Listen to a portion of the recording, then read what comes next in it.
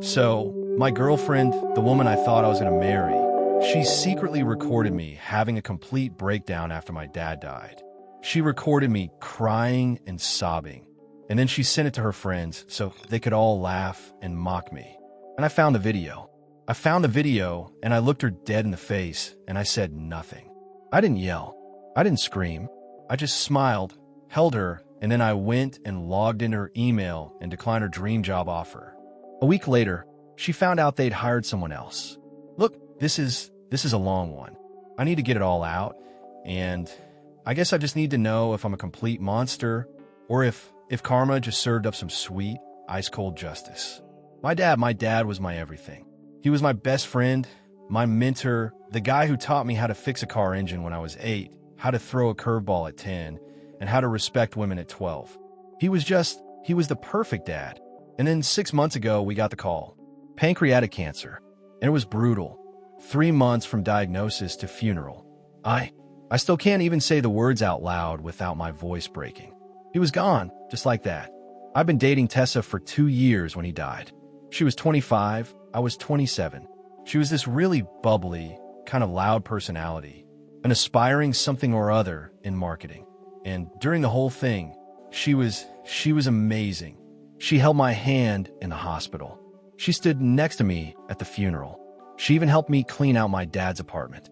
I honestly thought I'd found someone special, someone who would stand by me through the worst of it. Then about 3 weeks after the funeral, I finally got the courage to go through some of his things. My dad had been a carpenter, an old school kind of guy, and he'd left me his toolbox specifically. It was this old metal thing, dented and scratched, and I was just sitting on the garage floor going through it. And that's when I found it. Tucked under the socket set was this little handwritten note from him. It just said, "For my boy, build something amazing." I lost it. I completely lost it. The note fell out of my hands, and I collapsed on the concrete floor, sobbing. Full-blown, ugly crying. Snot running down my face, shoulders shaking. Tessa came out to the garage, and she saw me, and she just knelt down, and she started rubbing my back. She told me it was okay to let it all out. And I broke open. I sobbed to her about how I never got to show him the house I was saving for. How he'd never meet his grandkids. How the last thing I said to him was, "See you tomorrow," and tomorrow never came. She just sat there, and she held me for 20 straight minutes while I just came apart at the seams. Then she went inside, made me some tea, and helped me get to bed. She said she had to run to her friend Chloe's place for a bit, and I passed out, emotionally exhausted. I truly thought that in that moment, she was my person, my rock, my everything. Fast forward to last Tuesday. Tessa was in the shower, and her laptop was open on the bed. She'd asked me to check if her Amazon package had been delivered, and I was just going to check it, but I saw Discord open. It was her group chat with Chloe, Jordan, and Bree. And right at the top was this video file. The name of the file was Crying Baby LL.mpp4. My stomach just dropped. I knew what it was before I even clicked it, but I did anyway. And there I was, on the screen, in the garage, the whole breakdown. She'd propped her phone up behind a toolbox to record me. The angle, the timing, it was perfect. This was a plan. You could hear her voice saying it's okay, let it all out, and she was positioned perfectly to catch every sob, every tremor in my voice. The messages underneath were even worse. Tessa, "Oh my God, he really just said his daddy won't meet his grandkids." Chloe, "I'm screaming." A grown-ass man crying like that. Jordan, the way his voice cracks when he says tomorrow never came. "Help me." Bree, "Your boyfriend a whole bitch." Tessa, "I know, right?" Had to leave before I started laughing. She even recorded me crying in my sleep. Another one on Father's Day. Each one with commentary about how pathetic I was. But then I scrolled up and I saw something else. They were talking about her job hunt. In between all of the mocking and laughing about my grief, they were hyping her up. Her dream company, a major marketing firm, had an interview with her next week. And they were all talking about how she was finally going to be able to drop the dead weight once she got the job. I sat there for maybe 10 minutes. My whole world just shifted on its axis. And then I very carefully took photos of everything with my phone. The video, the messages, the whole thing. I put her laptop exactly where I'd found it, and I went to make dinner like nothing had happened. That night, she cuddled up to me. She told me she loved me. She even initiated intimacy. And I just went through the motions, all while my brain planned. See, Tessa had one fatal flaw. She was terrible with passwords. Used the same one for everything. Her birthday backwards, plus her dog's name. I knew it because she'd asked me to check her email a dozen times. So Thursday, while she was at Chloe's place, probably watching my crying videos for entertainment, I logged in her email. The interview confirmation was there, but so was something else. An offer letter from a different position she'd applied to weeks ago. Marketing coordinator, decent company, $65,000 a year. Not her dream job, but solid. And she hadn't seen it yet. It was marked unread. I just archived it. Then I waited. Her dream job interview was Monday. She came home glowing, said she crushed it. They basically offered it to her on the spot. Formal offer would come by the end of the week. Wednesday, the offer came through. $95,000 a year, full benefits, equity, everything she dreamed of. She screamed when she saw it. Actually danced around the apartment. Called her mom. Posted about it on her Instagram story. Vague enough to be mysterious, but clear she'd won. And I congratulated her. I took her to dinner. I let her pick the expensive wine, and I smiled when she said, "Things are finally coming together, babe." That night, while she was sleeping, I logged back in her email, and I hit reply to that offer. After careful consideration, I've decided to pursue other opportunities. Thank you for your time. Then I deleted the sent email, deleted it from the trash, and archived the original offer. Clean, but I wasn't done. I also went and found that $65,000 job offer that she hadn't seen, and I declined that one too. Same process. Delete. Archive. Friday, she woke up talking about giving notice at her part-time job. I suggested waiting until the paperwork was final. You know how corporate stuff can be, I said. She agreed. A week passed. She started getting nervous. Emailed HR to ask about next steps. They didn't respond for 3 days. Then, "We're confused by your message. You declined our offer last week. We've already extended the position to another candidate. Best of luck in your job search." The meltdown was spectacular. "What do you mean I declined?" "I never declined." She called them 15 times. They wouldn't budge.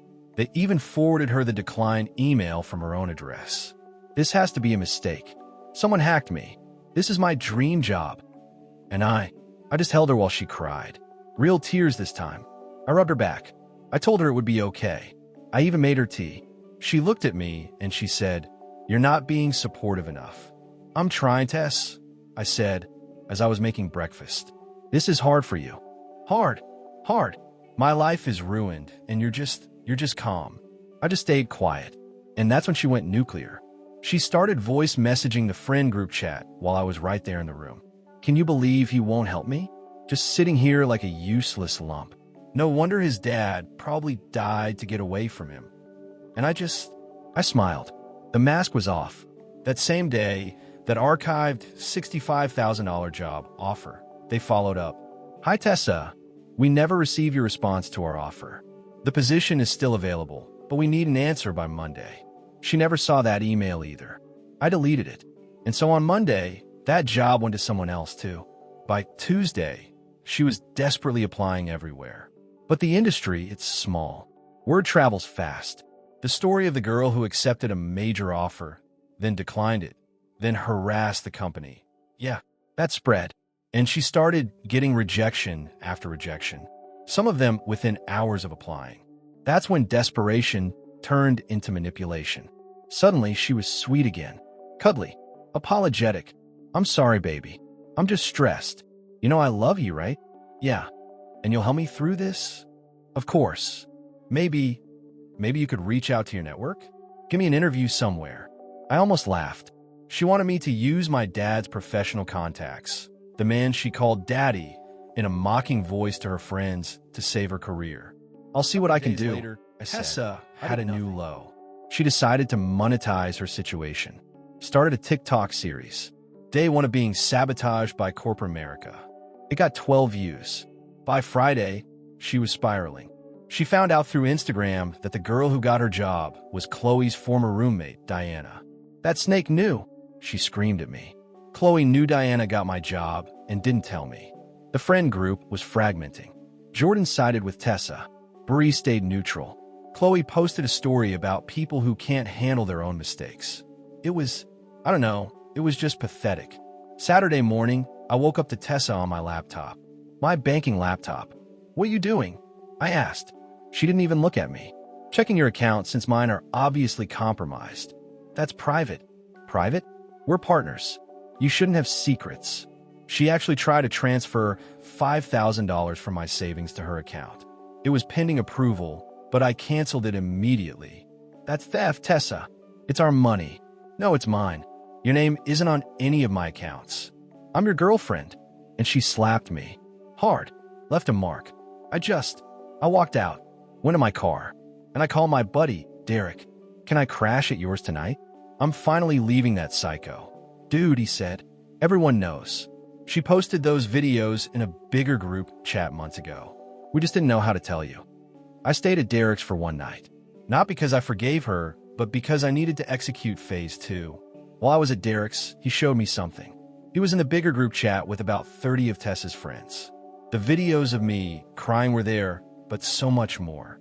There were videos of me sleeping, with commentary about my gross sleep face. Photos of my dad's funeral with her selfie, smiling in the bathroom mirror captioned, "At least the reception has an open bar." Screenshots of my texts checking in on her during the day with laugh reacts. 3 years of relationship, and I was just content. But the real kicker, she'd been planning to leave for months, just waiting for the right job to upgrade her whole life. There were spreadsheets calculating how much she could save by living with me rent-free, eating my food, using my subscriptions. One message stood out. "He's like a free trial you forget to cancel. Useful until something better comes along." Derek wanted me to confront her immediately. I had other plans. I went back Sunday morning, acted defeated, apologized for overreacting about the money thing, said I understood she was stressed, and even brought her favorite coffee. "I knew you'd come around," she said, already scrolling through her phone. "Can you send me that $5,000 now? I need it for expenses.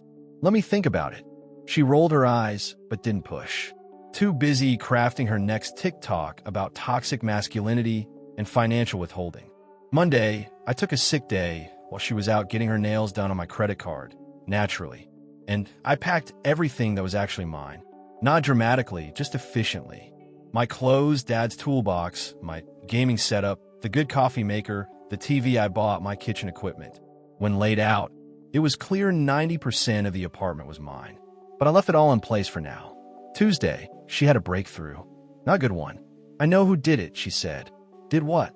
"Sabotage my job." It was Diana. She hacked me to get my position. This conspiracy theory completely consumed her. She started documenting evidence. Diana had viewed her LinkedIn profile 2 months ago. Diana followed the same company page. Diana once liked a post about email security. That's not evidence, Tess. You don't get it.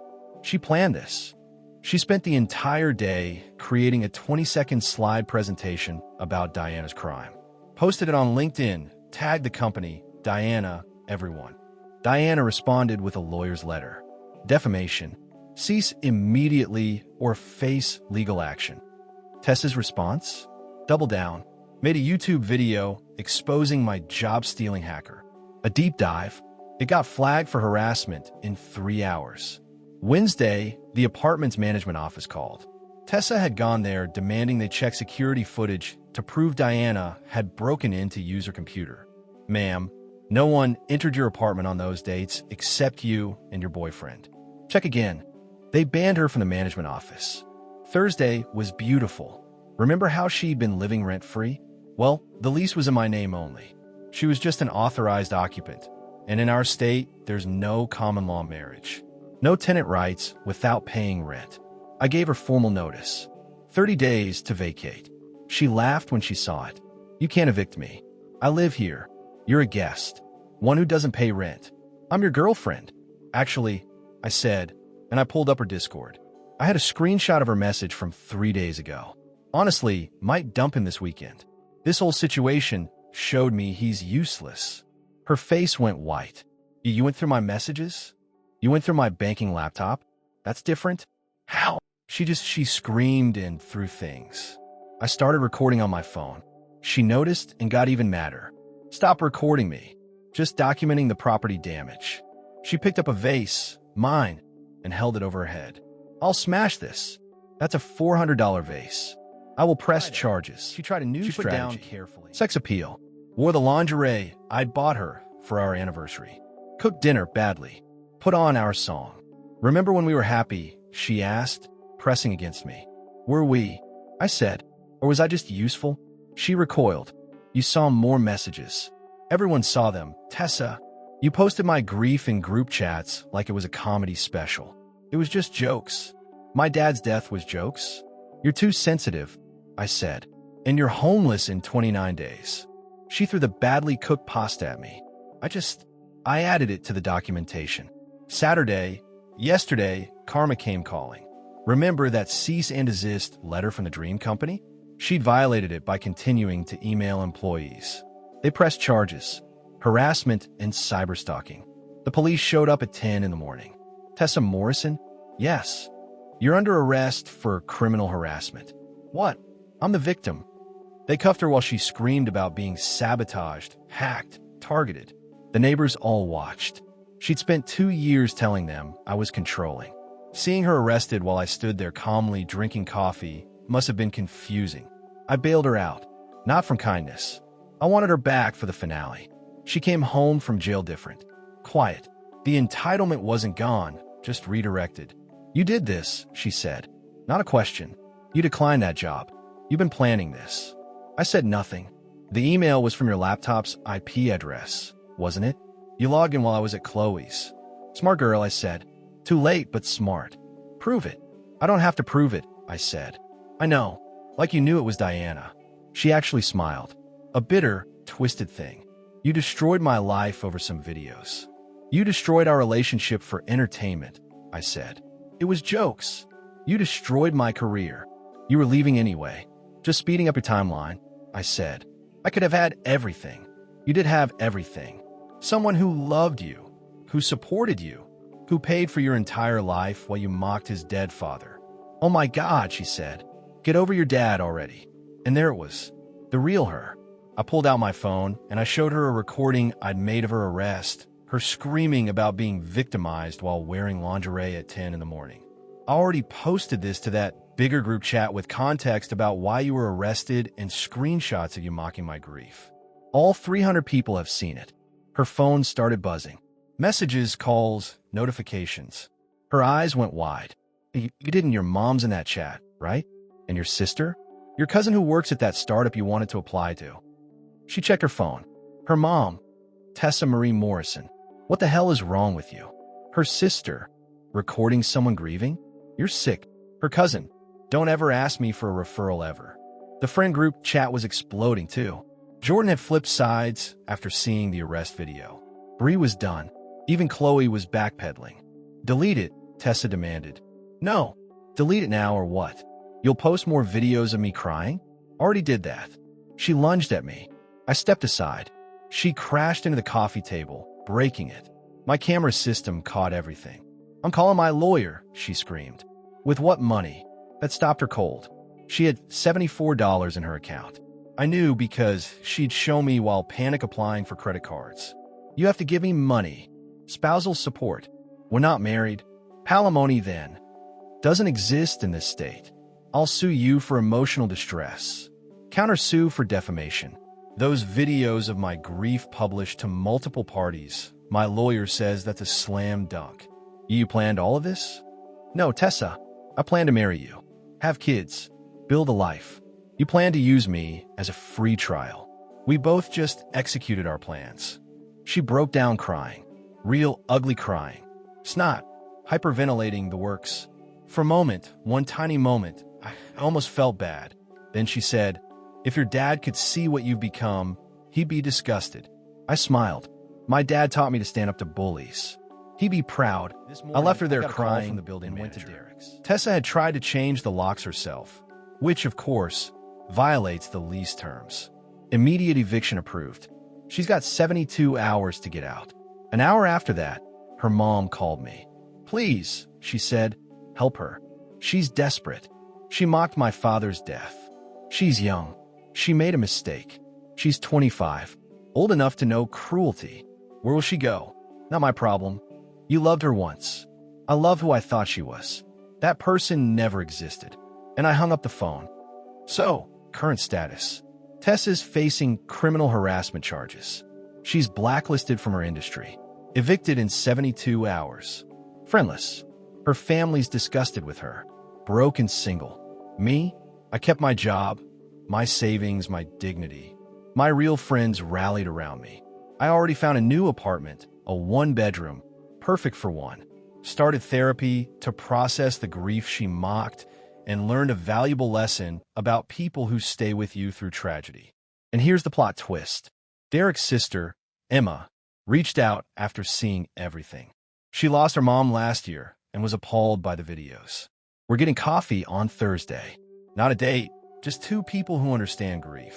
To anyone who's listening, when someone shows you who they are, believe them. And when they mock your deepest pain for laughs, don't get mad. Get strategic. Tessa thought she was entitled to my money, my home, my support, while treating my grief as content. She learned the hard way that karma doesn't always come naturally. Sometimes you have to deliver it yourself. My dad used to say, "Son, the best revenge is a life well lived." But he also said, "Don't start fights, but always finish them." I did both, Dad. I did both.